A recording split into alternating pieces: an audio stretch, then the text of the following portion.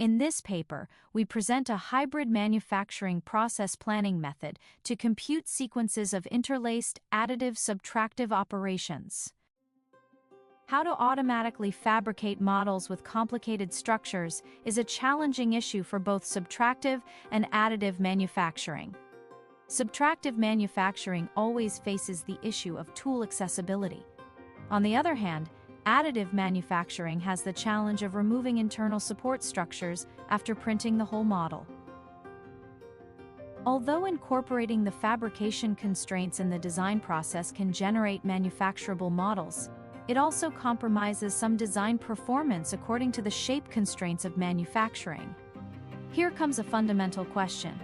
Are we able to determine manufacturing means so that any shape coming from design optimization can be fabricated automatically? Our answer is yes.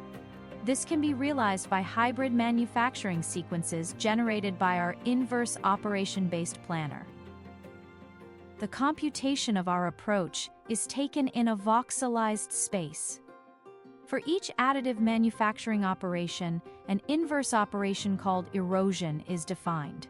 An additive manufacturing operation, therefore also its inverse operation, erosion, is feasible when the voxel being acted upon is self-supported and can be accessed by the printer head. For each subtractive manufacturing operation, we define its inverse as an accretion operation.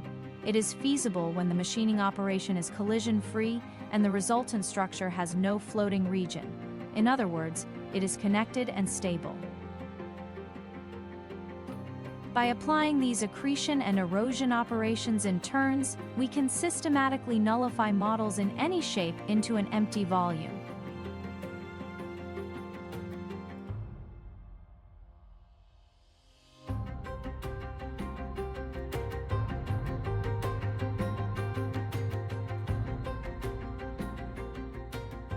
Reversing this nullification sequence yields a feasible and effective hybrid manufacturing sequence. For example, the GE bracket model obtained from topology optimization. This shows the nullification process that converts the model into an empty. The inverse of nullification gives the sequence of additive and subtractive operations for hybrid manufacturing.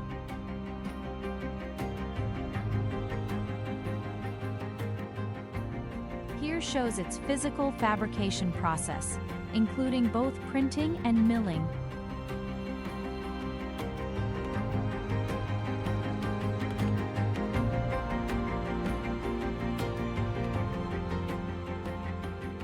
This is the result of GE bracket. The fertility and the TPMS model.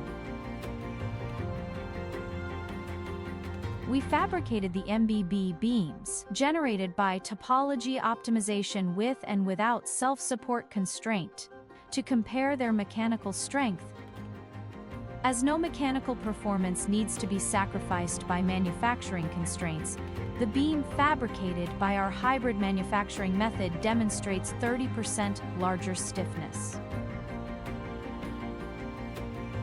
To further demonstrate the robustness of our method, we have tested it on 100 models randomly selected from the Thingy 10K dataset. All models can be successfully planned as shown here. Thanks for watching.